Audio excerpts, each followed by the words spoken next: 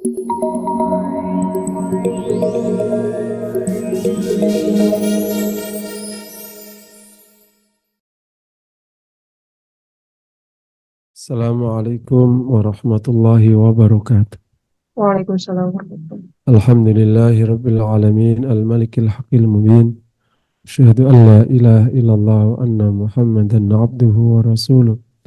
Allahumma fassalli wa sallim wa barik ala nabiyyina wa habibina Muhammad wa ala alihi wa ashabihi wa azwajihi wa dhurriyyati wa man tabi'ahum bi ihsanin ila yaumiddin amma ba'd. Jamaah yang dirahmati Allah, tidak henti-hentinya kita akan syukur kepada Allah. Pagi hari ini Allah mudahkan kita kembali untuk hadir dan bergabung di majelis ilmu. Semoga menjadi amal soleh yang diterima Allah SWT. Jadi Lailatul Qadar itu sampai subuh kan ya. Subuh itu kalau menggunakan kajian para ulama, hatta itu subuhnya itu bisa masuk, bisa tidak masuk. Nah kalau melihat beberapa riwayat, subuh itu kan malaikat naik ke atas. Tapi sekaligus melaporkan di sebuah hari kita itu pada ngapain. Nah itu jadi kenapa kita memaksa kita tetap ngaji. Kali ini Lailatul Qadar kita subuhnya masih pada ngaji. Bukan subuhnya udah pada tidur gitu. Itu sih maksudnya. Lailatul Qadar itu kan satu malam yang lebih mulia. Kita akan kejar tentu bukan karena hanya pahalanya, karena itu perintah Allah SWT. Semoga Allah karena kita semua kemuliaan bisa ibadah di Lailatul Qadar. Amin. Kita lanjut di surat Al-Mu'minun ayat 75 dan seterusnya. A'udzu billahi minasyaitonir rajim.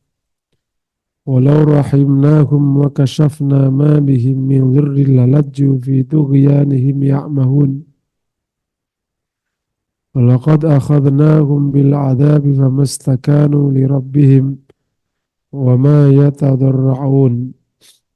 Hatta idza fatahna 'alaihim baban dha 'adzabin syadid idza hum fihi mublisun. Walau rahimnahum, seandainya kami rahmati mereka, wa kashafna ma bihim min dur, dan kami hilangkan kesulitan yang menimpa mereka atau mudarat yang menimpa mereka, nalajju fi tughyanihim ya'mahun, mereka akan terus berulang di dalam kemaksiatan mereka atau kezaliman mereka, tughyan, tindakan maksiat mereka, ya'mahun secara membabi buta. Walaqad akhadnahum bil 'adzab, sungguh kami telah timpa mereka, yakni Quraisy ini, bil 'adzab, bisa umumul kufar ya, dengan azab, famastakanu li rabbihim, mereka tidak lagi tunduk pada Rabb mereka, wa ma yatadra'un, dan tidak menghibah. Hatta idza fatahna 'alaihim baban dza adzabin syadid, sehingga ketika kami buka pada mereka pintu dza adzabin syadid, yang punya azab yang pedih. Apa itu? Pintu yang ada azab yang pedih. Idahum mublisun, tiba-tiba mereka putus asa. Di tiga ayat ini memang masih kaitannya dengan kufaru Quraisy ya, yang tentu bisa berlaku pada kufaru jami'il aqwam, semua orang kafir di setiap masa. Kalau Allah berikan rahmat kepada mereka, terus kesulitannya itu diangkat, kembali itu dolim. Dan ayat ini sebenarnya juga bisa menimpa ke siapa saja, sebagaimana kaidah al-ibra bi umumil lafzi la bi khususis sabab. Ibrah dalam ayat itu adalah umumnya lafal, bukan khususnya sebab. Jadi kebiasaan manusia ketika ditimpa mudarat, dia akan kembali kepada Tuhannya. Lagi ada masalah. Dan begitu diangkat masalahnya, kembali ngawur lagi. Di sini disebutnya lalajju fi tughyanihim ya'mahun. Kembali tughyan. Kembali bertindak melampaui batas. Nah, kalau lebih detail dengan ayatnya, walau rahimna, seandainya itu, ini memang benar-benar terjadi agak sulit kalau atau jarang sekali orang ditimpa kesulitan, diangkat, dia tetap taat. Nah, turunannya kepada kita semua, bagi yang dengan izin Allah dimudahkan beriman ini, itu bab mungkin tidak sampai ke level kufur, naudzubillah.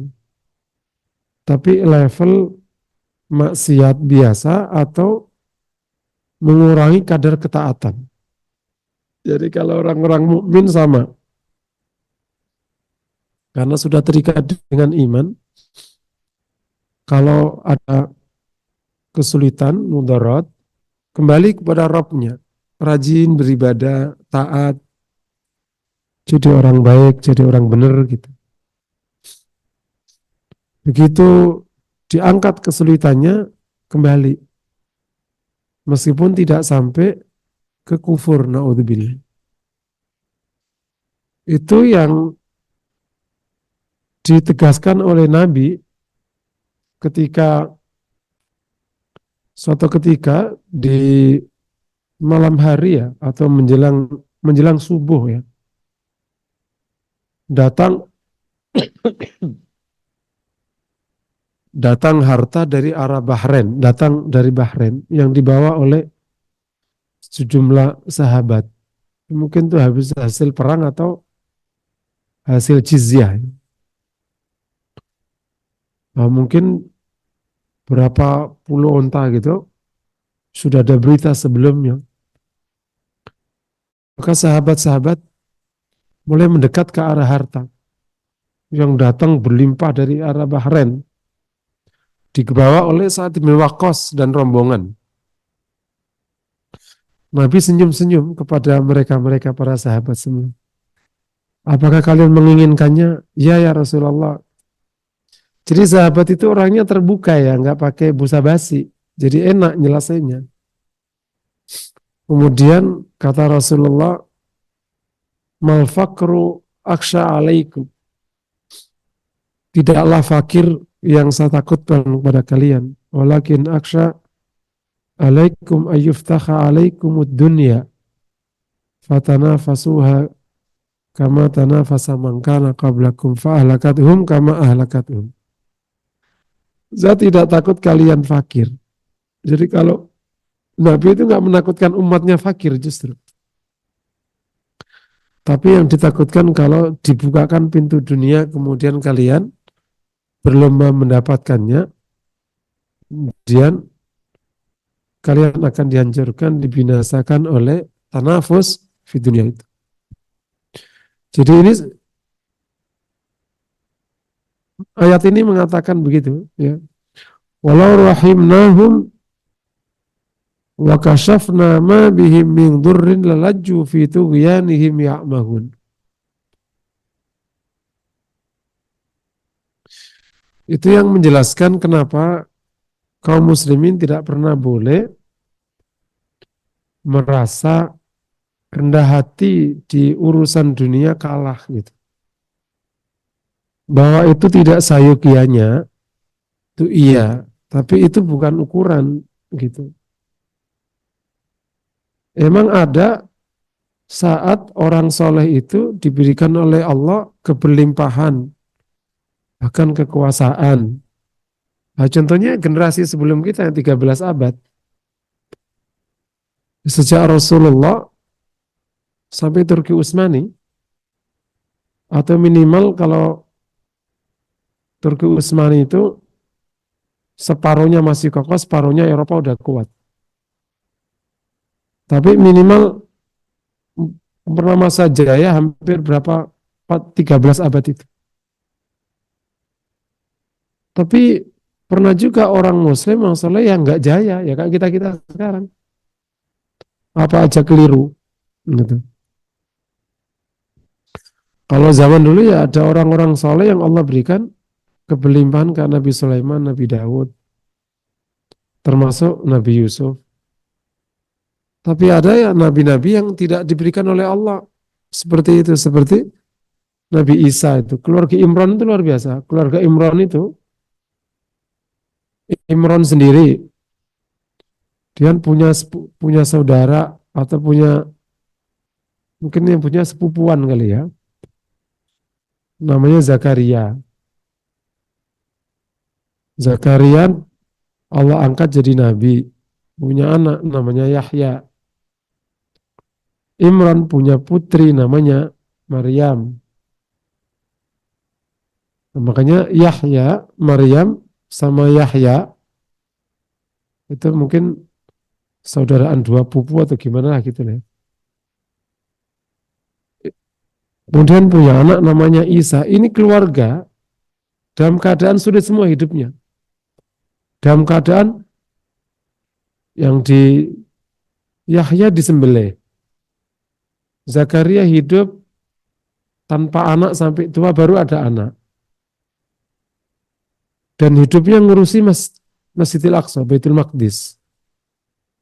Tidak disebutkan pada keluarga ini yang kekuasaan, yang harta. Nabi Isa dikejar-kejar.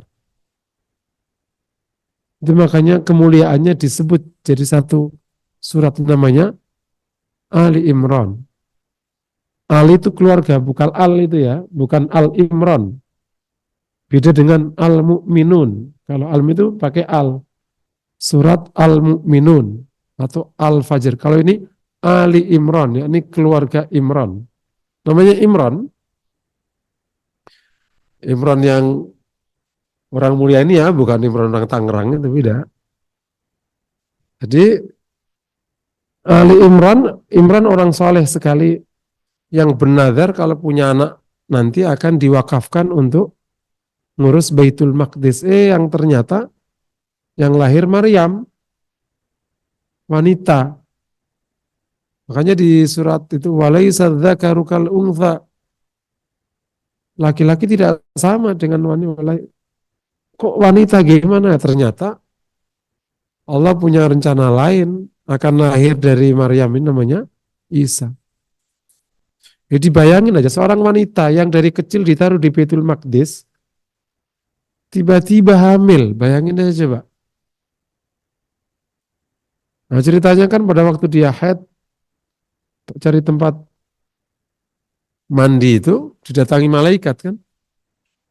Nah kemudian terus hamil-hamil pergilah. Tuh, you bayangin ada wanita muda nggak tahu apa-apa membawa bayi. Itu kalau nggak kuat makanya kata Maryam kan laitani kuntu nasyam mansiya. Laitani mittu qabla hadza wa kuntu nasyam mansiya. Seandainya saya itu mati sebelum ini ya, sebelum ada kehamilan ini. Dan aku menjadi orang yang terlupakan aja sudah. Gitu. Tapi sudah, bayi udah lahir. Diperintahkan oleh Allah untuk datang ke kaumnya. Dan diperintahkan untuk saum, untuk puasa, yakni tidak bicara. Terus itu dibawa bayi gitu. Ya, ceritanya luar biasa surat Maryam itu. Makanya Allah berikan jawaban Nabi Isa disuruh yang jawab oleh Allah SWT. Ini kan sebuah kisah nestapa yang tak terkira gitu. Itu kan kalau bahasa hidup dalam kondisi sangat sulit ya, punya anak tanpa ada ayahnya, padahal orang baik. Makanya kaumnya kan, kamu ini bukan keluarga pelacur, ibu bukan pelacur. Terus ini dari mana ini anak? Panjang lebar. Sementara Yahya di sembelih, bayangin aja ini keluarga dahsyat. Itulah cerita orang ya, makanya bagi orang saleh itu, orang baik itu, seperti yang dinyatakan oleh para ulama, Shalih Ibnu Qayyim mengatakan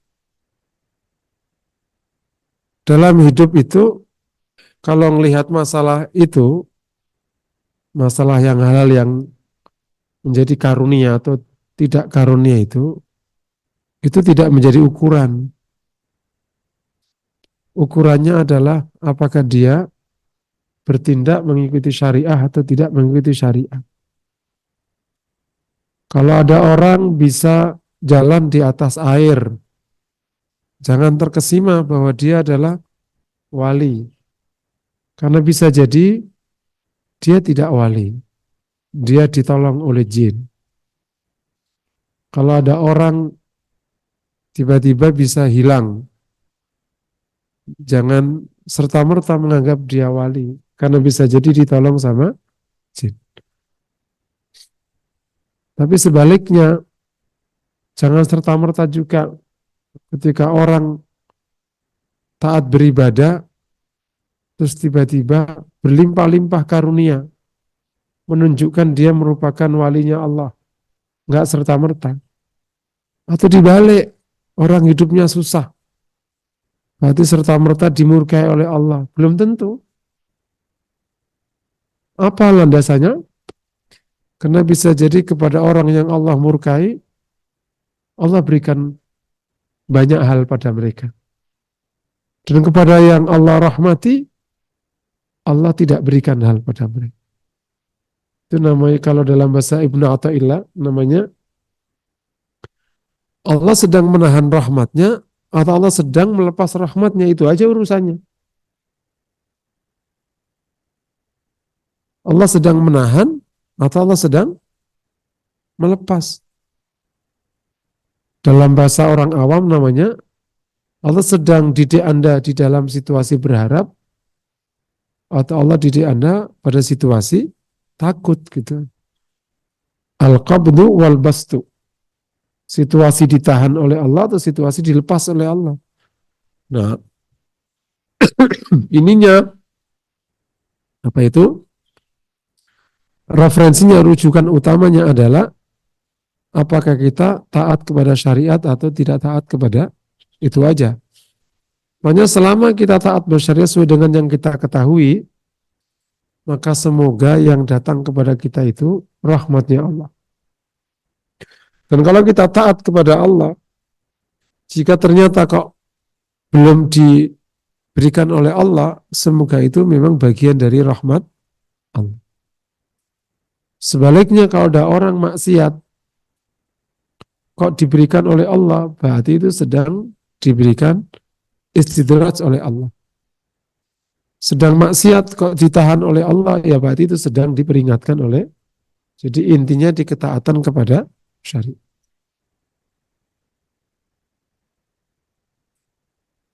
Lanjut di 76 ya.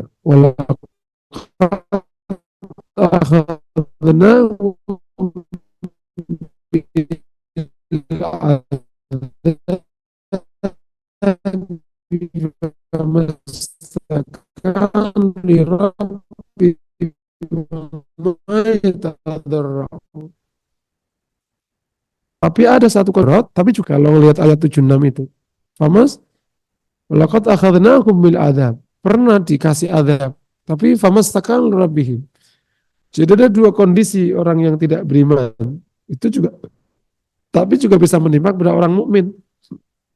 Diberikan adab oleh Allah, berikan peringatan oleh Allah. Ada dua, ada yang langsung bisa kembali kepada Allah, sebagaimana sering disebutkan di ayat yang lain. Tapi juga ada yang famastakanu, dia juga tidak tidak tunduk kepada Allah Subhanahu wa taala. Jadi ada dua dua sikap ya yang mungkin muncul dari orang-orang diberikan azab oleh Allah. Lanjut dengan kekufurannya, ada yang taat. Tapi nanti kalau sudah diangkat masalahnya kembali lagi gitu.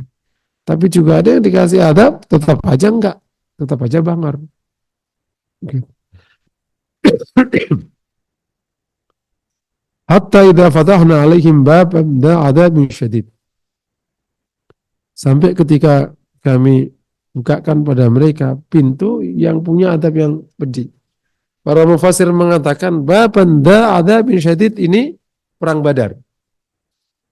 Itu belum adab yang pedih, itu namanya bab, pintu yang punya adab yang pedih gitu. Ini baru pintu kan perang Badar itu.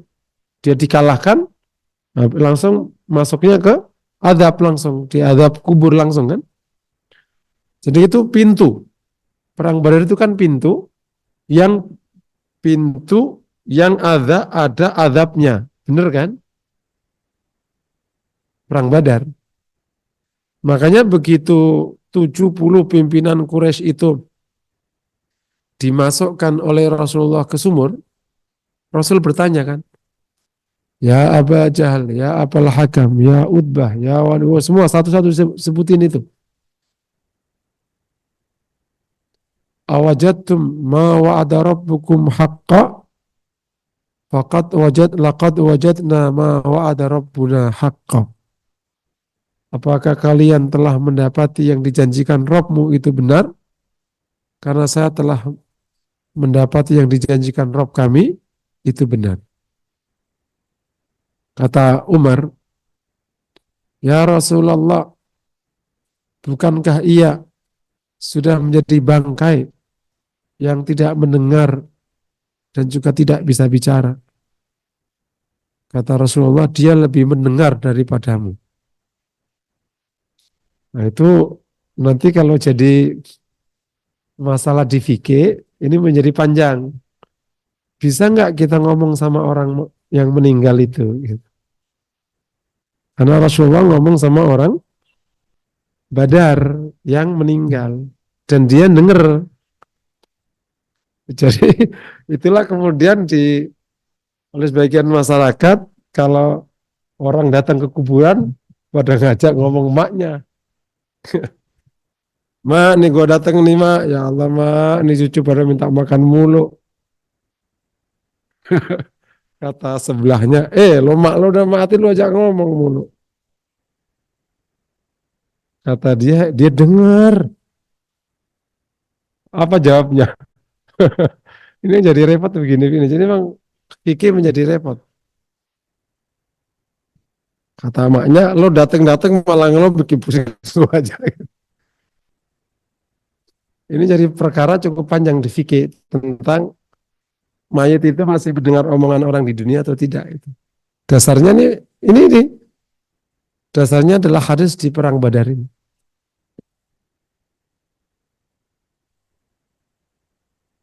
Jadi kami ulangi lagi. Nah saat Badar kemudian membuat mereka terkapar, ya udah langsung masuk adab kan? Gitu. Adab yang beneran. Kalau matinya dia kan baru pintu yang akan ada adab. Gitu aja, idza hum mublisun. Kalau sudah gitu mereka sudah putus asa. Baru dikenain Badar udah putus asa. Dalam arti, udah nggak ada gunanya lah jadi orang mukmin gitu. Makanya dari Badar ke Uhud itu belum ada orang Islam tuh. Mereka mublisun. Islamnya kan nanti itu. Masih belum aja itu. Masya Allah namanya hidayah itu ya. Ya beberapa pelajaran, 3 ayat ini yang pertama, ada 2 kondisi atau sikap ya orang kafir kalau mendapatkan azab. Yang pertama ada yang langsung ingat Rabbnya dan menjadi orang taat, mukmin, meskipun nanti kalau sudah hilang azabnya kembali lagi. Yang kedua, ada sejumlah orang kafir yang ketika dapat azab tetap aja tidak tunduk pada Rabbnya.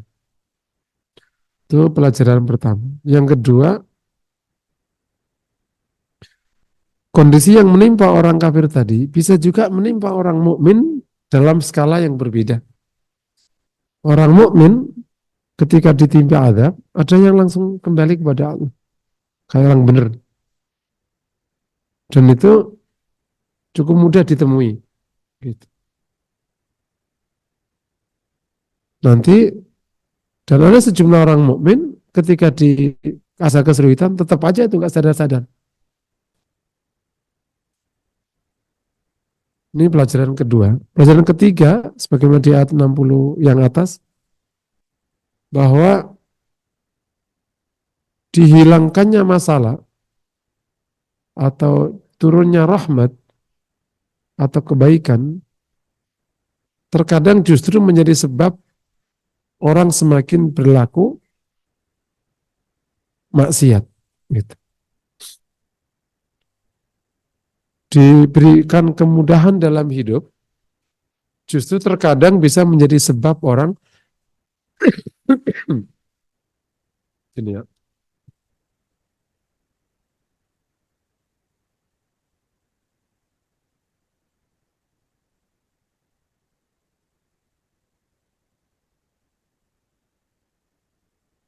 Nah, dimudahkannya orang dalam hidup atau berlimpahnya rahmat itu bisa menjadi sebab orang fi tughyanihim ya'mahun. Allah menggunakan istilah tughyan ya. Tughyan itu tindakan melampaui batas, togo. Ya maksiat yang berlebih lah. Nah, oleh karena itu dalam rangka menyikapi peluang ini atau kemungkinan ini,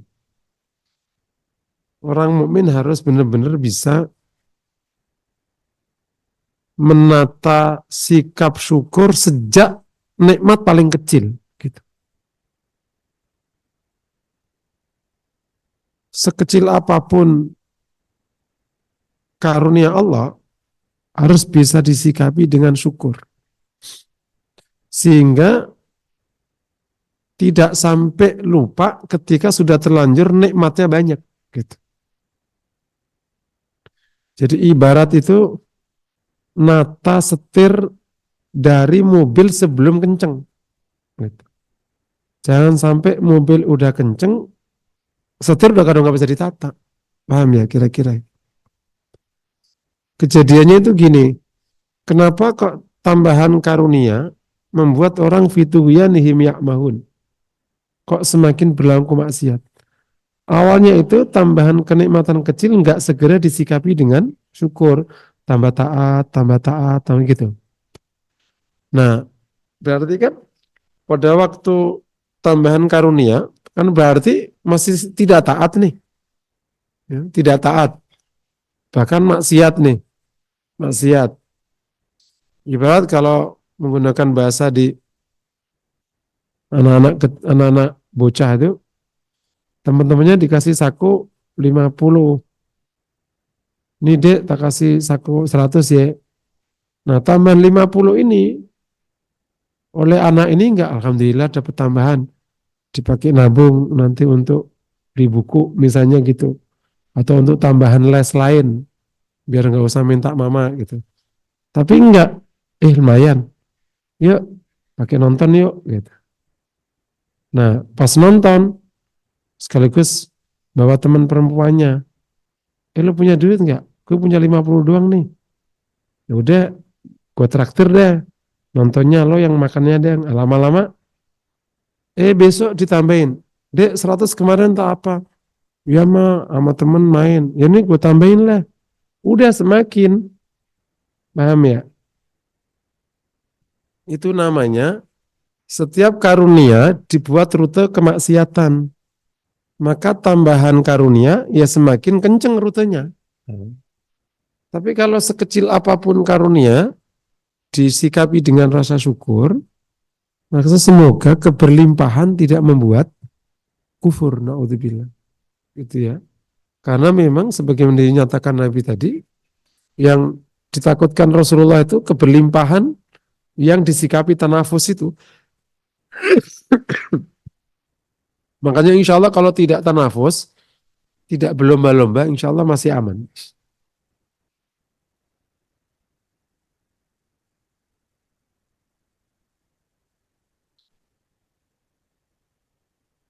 Lanjut 78, a'udzubillahi minasyaitonirrajim. Wa huwa alladzi ansha'a lakumus sam'a wal absara wal af'ida qalilan ma tashkurun. Ia yang ansha'a lakumus sam'a, yang menghidupkan untukmu, menciptakan untukmu pendengaran dan penglihatan. Wal af'ida dan hati. Qalilan ma tashkurun. Sedikit sekali kalian yang bersyukur. Allah sebut 3 karunia yang ada pada diri manusia. Pertama, as-sam'a, pendengaran ya.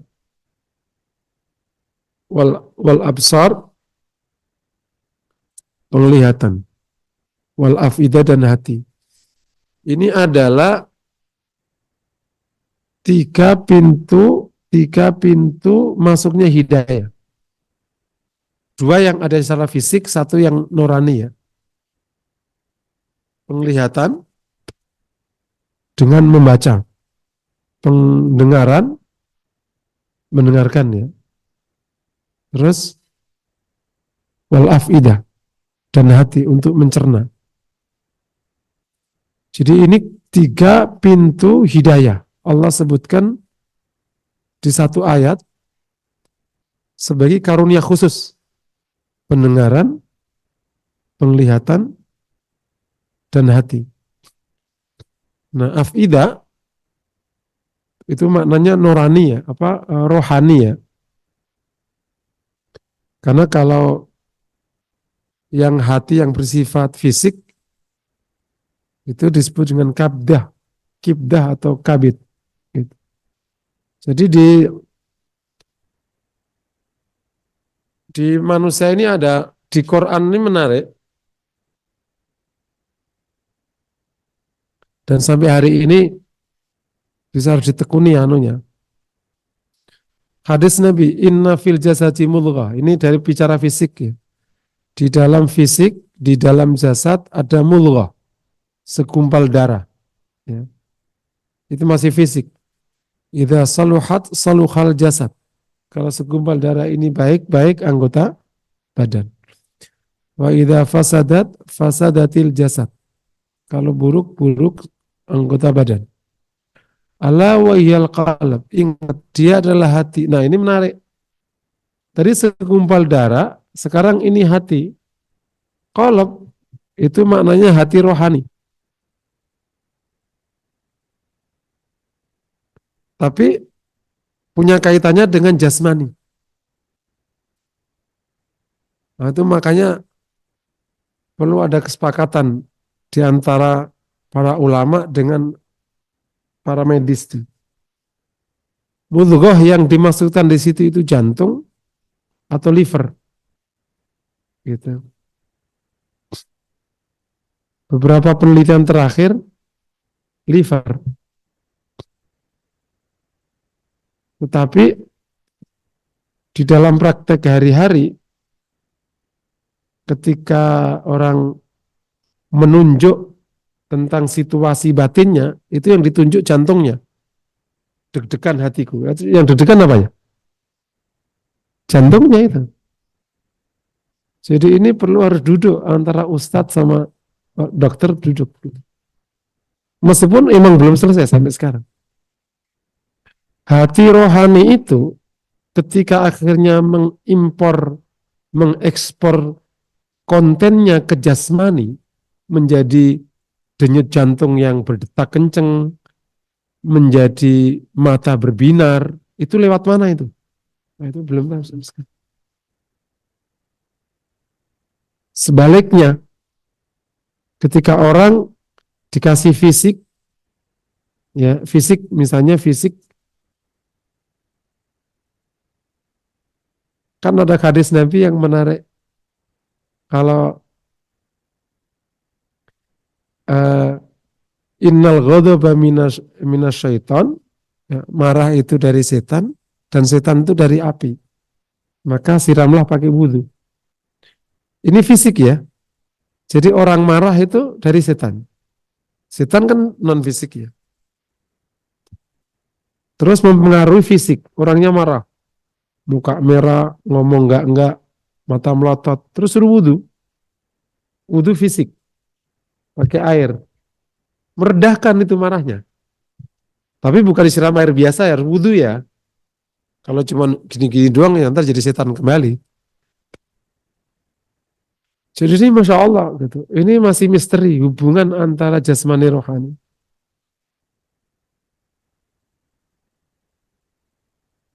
Jadi ketika dikasih air, kenapa jadi rohaninya ikut tenang?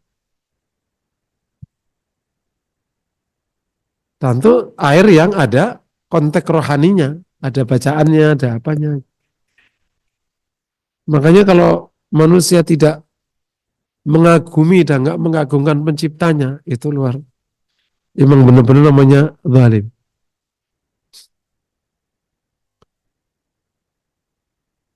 Jadi di sini disebut oleh Allah penglihatan, pendengaran, dan afidah. Afidah ini, kalau kata afidah itu maknanya rohani. Di dalam Quran ada beberapa istilah tentang hati rohani itu. Pertama qalb ya. Qulubun la yaqiluna biha. Kemudian afidah. Terkadang menggunakan istilah absar yang bahasa singlenya namanya basirah. Ada namanya lub yang kemudian menjadi albab. Ini bab masalah hati semua nih.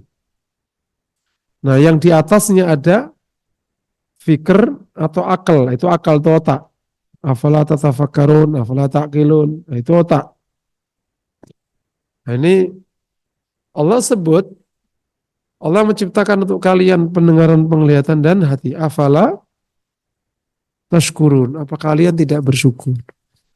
Karena tiadanya tiga hal ini, meskipun yang lain itu lengkap, itu nggak berguna keberadaan manusia.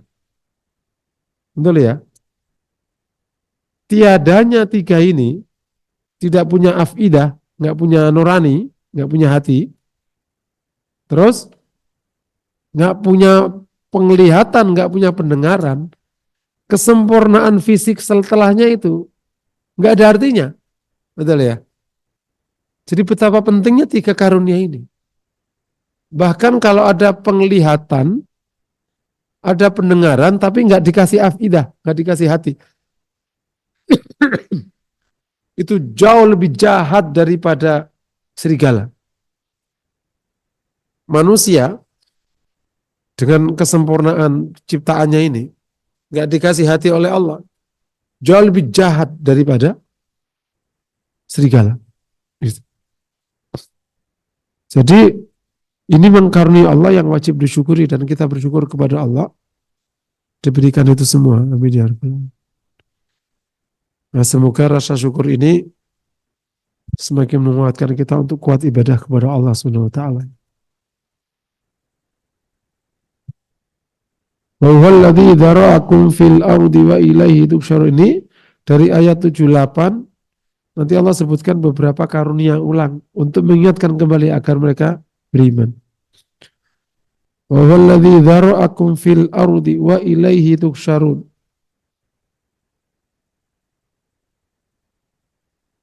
Ia yang menebar kalian fil ardi, di muka bumi, di bumi, wa ilaihi tuhsyarun, dan kepadanya kalian dibangkitkan. Digiring ya. Jadi Allah yang menebar kita semua di bumi. Ini juga karunia. Nah, kalau kita ditebar di Mars kayak apa coba? Mungkin kita nggak pernah ngerasa bahwa bertempat di bumi itu karunia, karena udah kadung di sini letaknya, betul ya. Coba ada deh sebagai makhluk Allah ditaruh di sana, gitu, kita saling komunikasi. Gimana rasanya di bumi? Oh, enak, ada apa? Ada cilor, ada apa gitu. Lo di sana di mana? Nggak ada, di sini mah gersang. Oksigen juga terbatas gitu.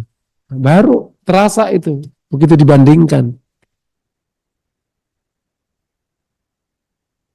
Di antara bumi aja ada yang enak dihuni, ada yang tidak dihuni. Kita ditempatkan yang enak dihuni. Masya Allah. Wa huwallazi dzara'akum fil ardi. Ia yang menebar kalian di muka bumi. Kan kalau kita perhatikan manusia itu dulu kan tidak semenebar sekarang. Enggak semenebar sekarang kan. Menebar sekarang kan dari puluhan abad kan. Tapi bisa menebar begini kan. Karena awalnya kan di satu tempat. Di dekat Baitullah situ. Diturunkannya Adam dan Hawa. Itulah awal di situ. Kemudian menebar. Dia punya anak 3 jenis itu. Dia menebar ke arah Afrika. Zaman dulu ya nggak tahu. Jangan-jangan belum terpisah kayak sekarang. Jangan-jangan. Menebar ke arah ini, menebar ke arah sana, menebar. Terus mungkin menebar, terus terpisah, terus sekarang menebar semua. Dzara'akum fil ard. Allah yang menebar kalian dengan cara diberikan hajat pada mereka untuk menebar dan lain sebagainya.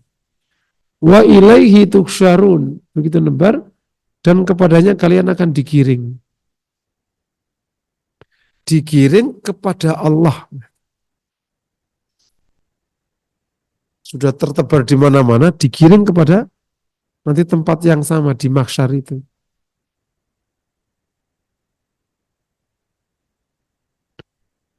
Wa huwallazi yuhyi wa yumiit. Ia yang menghidupkan dan mematikan. Wala ikhtilaful laili wan nahar afala taqilun. Dan ia punya pergantian malam dan siang. Afala taqilun. Apa kalian tidak berakal? Memang kalau belajar ilmu pengetahuan, bagusnya tidak setengah hati ya. Kalau setengah itu sok pinter padahal nggak ngerti apa-apa. Masa pergantian siang malam ini kan yang kita pelajari kita ini, kan pokoknya matahari, bumi memutari matahari, terus ada yang ketemu malam, ketemu siang. Kan gitu doang untuk kita. Tapi seluruh dimensi siang malam ini kan nggak pernah kita pelajari di buku alam semesta itu. Apa di buku pengetahuan itu. Pada setiap detail malam dan siang itu, dan setiap harinya malam siang itu ada apa, itu kan nggak kita pelajari. Sehingga menganggap itu biasa. Padahal paling gampang gini, kalau ada satu karunia disebut oleh Allah di Al-Quran, itu maknanya luar biasa. Itu paling gampang bagi orang yang punya passion di science ya. Dan kalau luar biasa, tolong pelajari detailnya. Kita pasti akan ketemu ma khalaqta hadza batila subhanak. Kau tidak ciptakan ini tanpa arti biasa. Ini pasti berarti. Subhanaka ma khalaqta hadza batila. Gitu. Subhanaka faqina adzabannar. Nah, Allah sebutkan di sini kan, Ia yang menghidupkan mematikan itu kejadian besar ya. Hidup dan mati itu kejadian besar. Ada orang sehat mati, ada orang sakit hidup, nggak mati-mati.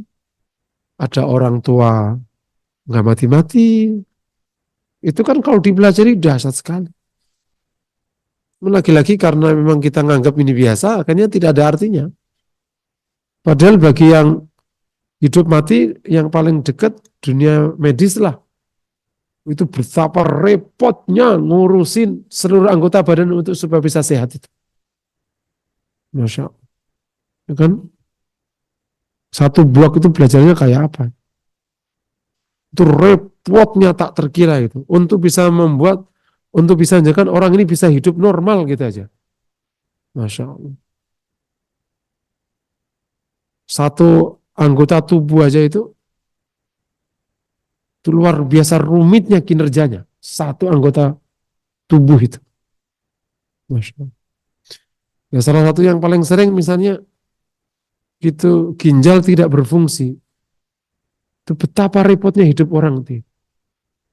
2 minggu, seminggu cuci darah 2 kali. Sekali cuci darah butuh waktu 4 jam. Sip. Dan itu berarti harus pakai darahnya orang kan, bukan darahmu lagi, darahmu kotor sudah.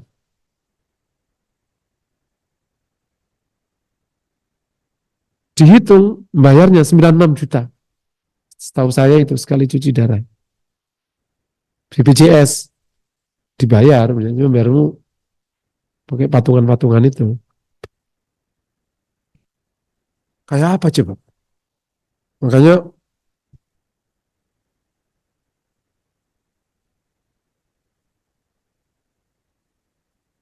itu baru ginjalnya tidak berfungsi. Gimana yang lain? Masya Allah. Dan itu dia kerja, kalau ada ginjal kan kerja tanpa ngebuang darah keluar. Dibersihin begitu sendiri.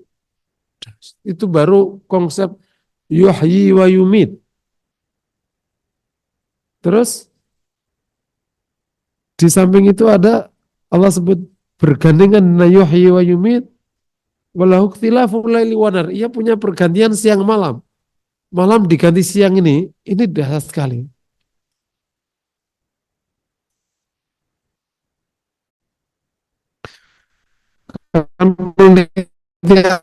Terakhir itu tidur malam karena di setiap malam itu ada kinerja seluruh anggota alam di malam hari itu sejalan dengan perintah untuk istirahat itu semua. Pada setiap malam di belahan bumi yang kena malamnya. Gitu. Dan kemudian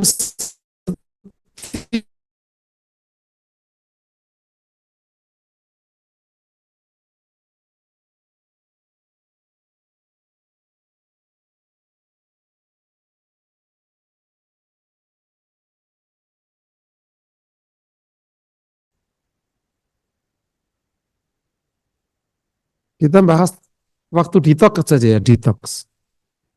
Waktu detox itu kan ada di jam 4 sampai jam 6 ya kalau nggak salah. Allah Ta'ala sudah buat waktu malam sampai di ujung malam Anda waktu bangun, detox terjadi. Anggota badanmu itu mengikuti waktu yang berjalan padanya. Ya, jam 4 ini bukan jam 4 manapun, poin jam 4 di mana jam 4 mana sebelum subuh mananya.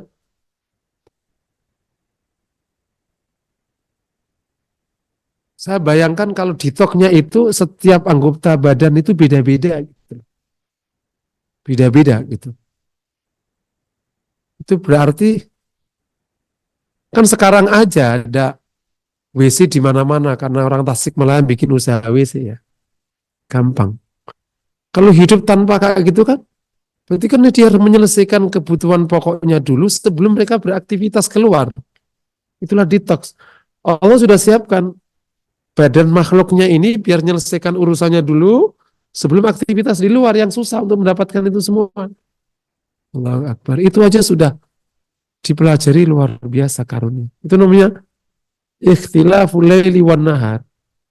Makanya Allah tegaskan afala taqilun. Kok berakal enggak? Ini bagi teman-teman yang suka sains boleh itu dipelajari, ada berapa ini karunia ya.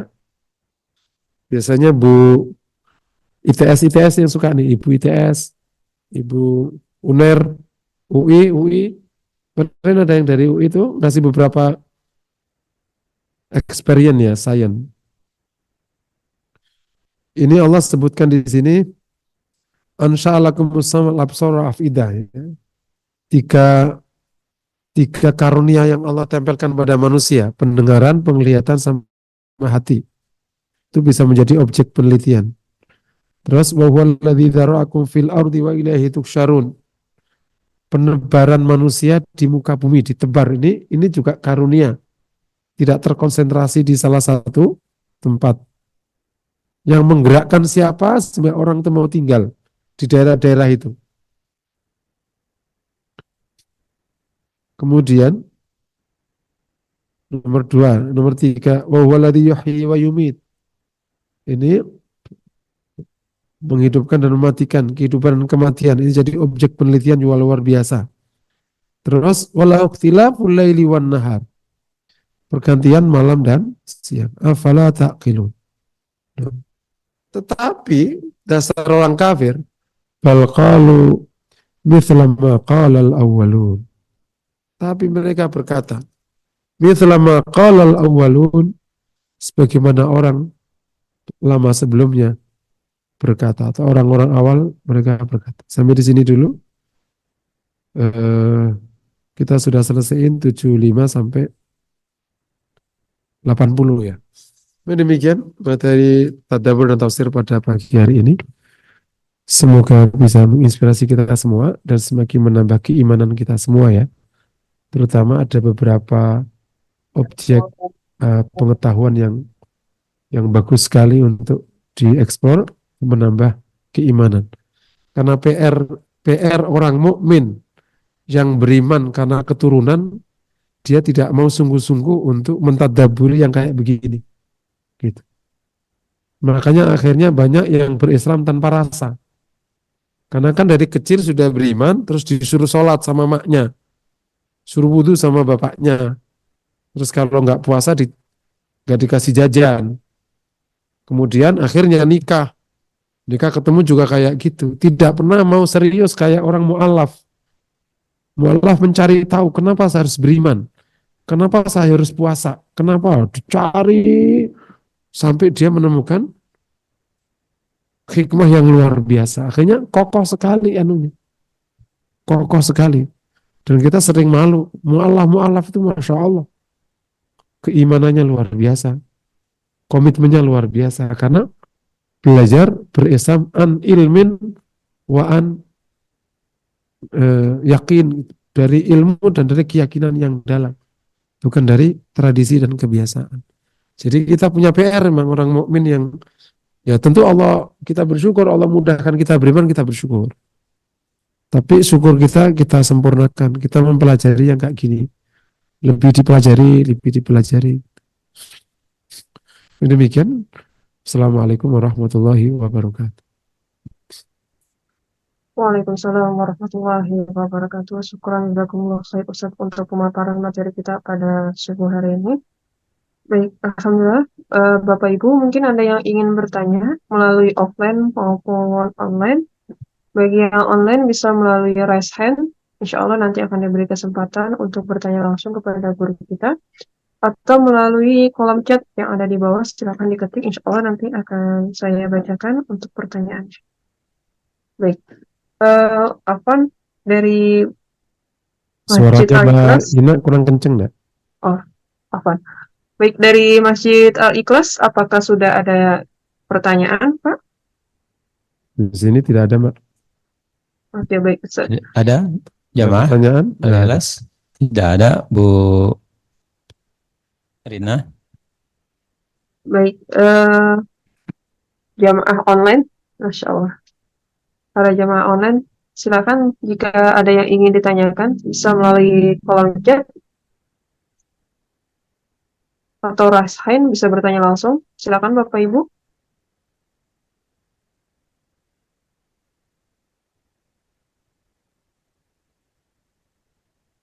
Kalau sudah tidak ada, nggak apa-apa, Mbak, tutup. Oke, baik. Baik, alhamdulillah. Sudah tidak ada ya. Izin saya tutup. Oh, ada Ustadz Afwan tadi lagi ketik. Afwan, izin saya bacakan ya, Ustadz, pertanyaan dari kolom chat. Adang. Baik, bismillahirrahmanirrahim. Ini pertanyaannya, bismillah. Kalau kita melihat umat Islam di Indonesia, terutama yang Islam sejak lahir, banyak sekali problematika umat, di antaranya pemahaman agama yang tidak kafah, yang menyebabkan rahmat Allah yang melimpah justru membawa kepada kemaksiatan, seperti anak-anak yang tidak taat dan terjerumus kepada kemaksiatan, suami atau istri yang selingkuh, korupsi, hedonisme, dan sebagainya. Pertanyaannya, Ustadz, bagaimanakah peran dakwah dalam menyelesaikan problematika umat tersebut? Tafadhol. Ya, itu memang PR lama ya, sejak masa kebangkitan Muslim sampai sekarang. Oh, namanya mengislamkan orang Islam. Ya, itu menjadi PR bagi ya kita bersyukur kepada Allah meskipun keadaannya secara banyak hal belum, tapi ya jumlah kaum muslimin banyak dan yang murtad ya sangat sedikit ya. Bahkan lebih banyak yang masuk Islam. Cuman ya begitu, PR-nya ya sebagaimana dikhawatirkan oleh Nabi itu, bal guthaun ka gutha ithail, kalian kayak buih gitu. Nah ini salah satu penyakitnya nawahan itu, hubbudunya karihatul maut. Apa takut suka dunia dan takut mati. Nah, justru PR sekarang hari ini kalau kita bicara yang paling urgen siapa? Justru mendakwai internal muslim lebih dulu sebelum kita bicara dakwah keluar ya. Meskipun tetap aja dakwah keluar ya tetap ada tempatnya ya. Beberapa ulama yang terutama di negara-negara minoritas ya terus rajin, tapi mendakwah internal tuh PR-nya besar sekali. Makanya masing-masing ngambil peran. Bagi yang memang cocok di kelas tengah, yang ngambil kelas menengah. Bagi yang cocok di kelas C sama D, kelas di daerah masyarakat kampung tradisional juga bagus. Itu beda-beda anunya masanya, beda-beda dakwahnya. Mendakwai masyarakat di kelas C sama D itu harus gitu, harus lucu-lucu, kita apa, gitu, nyanyi-nyanyi, gitu. Saya aja kalau di TV itu kritik sama kakak-kakak saya itu. Kan mereka pada ngaji di kampung itu garger-garger gitu kalau bikin pengajian. Tapi emang beda kelasnya kan ya. Terus yang kedua, tidak lebih kurang daripada itu, peningkatan kualitas para dai. Saya tuh kadang sekaligus kalian ini ya, karena rapat sama pengurus kan jarang nih ya. Ada orang dakwah di sini. Si khotib Jumat itu kalau bisa emang diminta inteknya, kecuali yang ustadz yang sudah masyhur bi ilmihi ya. Khutbah Jumat itu salah satu pengajian yang nggak bisa ditolak oleh pendengar masanya itu. Dan hanya 8 kali atau 52 kali setahun. Jadi pastikan khotibnya itu bagus banget. Karena kalau bagus banget, insya Allah jadi sebab hidayahnya mereka. Gitu. Tapi kalau khutbahnya ngangek, gak ada temanya, didengerin juga nggak enak. Jadi akhirnya apalagi orang awam. Orang awam itu kan khutbah kan harus menarik. Kalau nggak menarik ya dia tidur. Nah ini mohon nanti dipilih betul. Kalau supaya aman diminta inteknya dulu. Atau supaya benar-benar antara khutbah di Jumat pertama sampai nomor 7 itu urut materinya gitu. Misalnya tauhid terus apa gitu. Jadi enggak antara satu khutbah sama khutbah muter-muter aja. Urusan takwa ya itu udah zaman dulu sama gitu. Iya, itu mungkin. Jadi namanya peningkatan kualitas dai. Dan itu juga jadi PR-nya kaum muslim serba salah juga kadang. Kalau ditingkatin ada ketinggian kadang gitu. Berarti nggak cocok namanya. Kalau nggak ditingkatin, nggak ada isinya, gitu. Kalau nggak ada isinya tapi garger-garger masih mending kadang.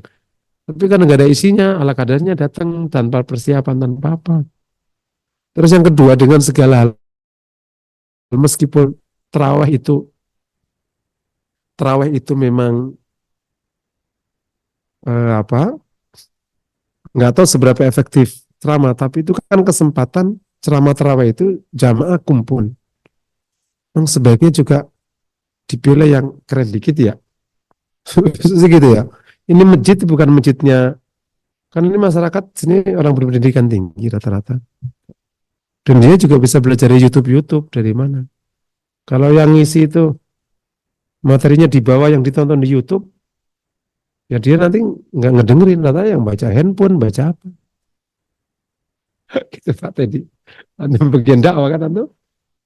Ada bosnya itu Pak Rahman kan ketuanya. Jadi memang harus ada peningkatan kualitas dai. Dan saya itu waktu saya masih aktif atau di Depok, memang dulu kita kerjasama sama itu Dewan Masjid itu, bikin program peningkatan dai, terus khutbahnya diperbaiki Depok gitu, supaya nanti meningkat kualitas keberagaman. Insya Allah kalau dapat sentuhan orang itu terbuka kok.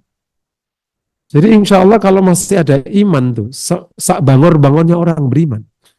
Kalau dia masih Jumatan, kok kesentuh dengan yang insya Allah dapat. Karena masih ada iman, kecuali dia datang memang mabuk, ya enggak. Gitu. Mau Jumatan itu berarti mau niat baik kan. Kalau di terawih, mau terawih itu berarti mau niat baik kan. Itu kalau diisi, nah kalau nggak ketemu, ya mendingan udah ada. Usah Dartanto aja dipatok di sini daripada di ke Eropa. Gitu misalnya gitu. Biar diisi dengan yang apa, berilmu gitu. Benar-benar emang berbobot gitu. Jangan sampai ini yang ngisi di masjid kita kalah sama yang ditonton sama jamaah di YouTube. Gitu. YouTube-nya keren-keren kan. Masalahnya. Gitu. Lah kan hari ini jamaah bukan lagi nggak bisa dibatasi akses ke guru siapa aja kan. Gitu. Sama saja kalau di Masjid Nabawi kok kalah dengan masyayikh besar, ya dia tinggalkan juga. Sekarang tuh di Masjid Nabawi, di Masjid Mekah, kok kalah sama masyayikh besar yang ada di YouTube itu, ya mereka ditinggalin juga, nggak ada yang mau ngaji juga. Bukan berarti ilmu udah sedemikian. Nah, akhirnya mereka kadang diundang tuh ke Mekah gitu. Syekh Kamali sekarang yang paling populer itu ahli hadis dari Maroko. Akhirnya sering diundang ke Timur Tengah karena saking alimnya. Jadi kesempatan untuk menginspirasi jamaah. Dan berdua itu perbaikan dai. Dan harus diakui ya, kembali ke pertanyaan. Kadang yang bikin repot itu yang dai-nya juga, yang nggak meningkat kualitas Islamnya jamaah itu. Ada dai yang naudzubillah gitu kadang boro-boro bukan ngajak baik, malah ngajak berantem kerjanya gitu. Gitu. Kerjanya tuh bikin aja ya. Kan minimal tidak nambah masalah. Gitu. Jangan malah nambah masalah dakwah itu. Nah, itu juga menjadi yang terakhir harus diakui, termasuk kualitas pendidikan Muslim menjadi PR. Semakin berkualitas pendidikannya, semakin mudah untuk diajak berislam lebih baik. Gitu. Semakin saya ulang lagi, semakin baik pendidikannya, semakin mudah diajak berislam. Tapi semakin susah, semakin susah. Gitu. Makanya inti kalau misalnya dakwah di tengah anak-anak yang sedang ada lemburan kerjaan malam hari gitu. Gimana dakwahnya coba? Dia terawih aja udah cepet-cepetan, mau cepet ada kerjaan, ntar lemburan yang bangunan itu lah. Ya dia nggak bisa ngapa-ngapain. Jadi semakin rendah pendidikannya, semakin memang harus ditekuni lebih beda. Mungkin itu Bu jawabannya. Wallahu a'lam. Baik, Ustaz. Alhamdulillah. Syukran, jazakallah khair Ustaz untuk jawabannya. Baik, izin Ustaz, ini ada 2 pertanyaan lagi. Izin saya bacakan ya Ustaz. Iya, cepat aja ya Mbak. Suara Mbak Rina kurang kencang. Oh, oke, baik Ustadz. Ya, ini dari Ibu Elis Ustadz. Assalamualaikum Pak Ustadz. Mohon dijelaskan ulang karunia melalui hati nurani atau rohani. Bagaimana untuk mendapatkan hidayah melalui hati? Syukran. Ulangi, Bu. Nurani apa tadi? Mohon dijelaskan ulang karunia melalui hati nurani atau rohani. Bagaimana untuk mendapatkan hidayah melalui hati? Oh, iya, hati nurani atau hati ya secara umum ya, supaya yang rohani ini karunia besar yang Allah berikan kepada manusia, karena membedakan manusia dari makhluk lain itu karena Allah berikan padanya afidah atau hati nurani. Kalau tidak ya mirip singa, mirip yang lain-lain sama. Apa bedanya? Yang membedakan karena hati nurani. Nah, yang bisa menerima hidayah itu ya karena ada afidah itu.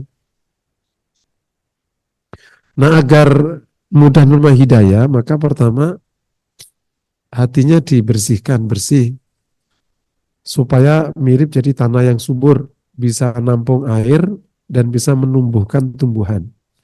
Nah, proses pembersihan hati ya pakai zikrullah, pakai taubat, pakai yang lain-lain. Yang pertama. Yang kedua, sering mendapatkan siraman air, nah, gitu. Tanahnya bagus, nggak siram air ya nggak ada apa-apanya. Siraman air itu namanya ilmu. Jadi sering tolabul ilmi atau baca atau apa saja yang sifatnya ilmu ad-din ini masuk. Itu berarti hatinya udah siap, ilmunya dimasuki. Nomor 3 langkah berikutnya, dari ilmu yang sudah diterima, sedikit demi sedikit dilatih, dikerjakan. Itu namanya dipantau agar siraman tadi tumbuh tanaman apa enggak. Jangan sampai disiram terus tapi enggak tumbuh-tumbuh, dibiarin. Nah, nanti malah lama-lama malah jadi genangan air. Jadi tumbuh, kalau udah tumbuh berarti udah bener gitu. Takutnya jangan-jangan ada yang keliru gitu. Jadi seperti disampaikan oleh siapa ya? Kalau nggak Syekh Qadir Qadir Jailani atau ya ulama salaf lah. Masih di atasnya Syekh Qadir Jailani. Itu al ilma zakatahu. Oh, Sufyan Ats-Tsauri ya mengatakan gitu. Itu al ilma zakatahu. Qila wa ma zakatul ilmi al amalu bihi. Berikan kepada ilmu zakatnya. Apa zakatnya ilmu? Amalnya. Terus kam zakatahu khamsa fil mi'ah gitu. Zakatnya itu kau dapat ilmu 100 diamalkan minimal 5, itu sudah lumayan. Dapat 10 riwayat diamalkan 100 riwayat diamalkan 5. Minimal. Jadi sedikit demi sedikit dikerjakan. Wallahu a'lam. Fadhal. Baik, alhamdulillah. Syukran Ustaz untuk jawabannya. Baik, Bapak Ibu yang dirahmati Allah Subhanahu wa taala, karena waktu yang sudah menunjukkan pukul 6:30, mohon izin Bapak Ibu untuk pertanyaannya belum dapat ditanyakan dan belum dapat dijawab. Insya Allah, jika ada kesempatan di lain waktu, insya Allah pertanyaannya akan dilanjutkan di kemudian hari. Baik, terima kasih. Baik, Bapak Ibu yang dirahmati Allah Subhanahu wa taala, izin saya tutup kajian kita pada subuh hari ini. Mari sama-sama kita tutup dengan doa, insya Allah dipimpin oleh guru kita Ustaz. Bismillahirrahmanirrahim. Alhamdulillahirabbil alamin. Hamdan na'imin hamdan syakirin. Allahumma shalli wa sallim ala Muhammad wa ala alihi wa sahbihi ajma'in. Allahumma ighfir lana wa tub alaina innaka tawwabur rahim. Ighfir lana wa li walidina warhamhum rabbuna istighfar. Allahumma ya hayyu ya qayyum la ilaha illa anta ilaika nastaghis asna syu'unana kullaha wa la takilna sanatul fata'in. اللهم رب الناس أذهب البأس اشفي وأنت الشافي لا شفاء إلا شفاء شفاء لا يغادر سقما. اللهم اشفنا من الأمراض اشفنا من الأمراض اشفنا من الأمراض. اللهم سلمنا في جسدنا وعافنا في جسدنا. عافنا في آذاننا عافنا في أسمائنا عافنا في أبصارنا. اللهم يا فتاح يا من يفتح أبواب رحمتك وأبواب كرمك وجودك. ربنا آتنا في الدنيا حسنة وفي الآخرة حسنة وقنا عذاب النار. Wassallallahu wasallam ala Muhammad wa ala alihi wa sahbihi wasallam. Walhamdulillahi rabbil alamin. Amin ya Allah ya Rabbal Alamin. Masya Allah, syukran jazakallah khair Ustadz untuk pemaparan dan doanya pada subuh hari ini. Kita doakan guru kita semoga sehat walafiat, selalu dalam lindungan Allah Subhanahu wa Ta'ala, dan kita semua sebagai muridnya selalu Allah istiqomahkan dalam kebaikan. Baik Bapak Ibu, cukup sekian materi kita dan kajian kita pada subuh hari ini. Semoga membawa keberkahan dan manfaatnya bagi kita semua. Mari sama-sama kita tutup dengan doa kafaratul majelis. Subhanaka Allahumma wa bihamdika asyhadu an la ilaha illa anta astaghfiruka wa atubu ilaik. Dari saya cukup sekian. Bila taufiq wal hidayah. Wassalamualaikum warahmatullahi wabarakatuh.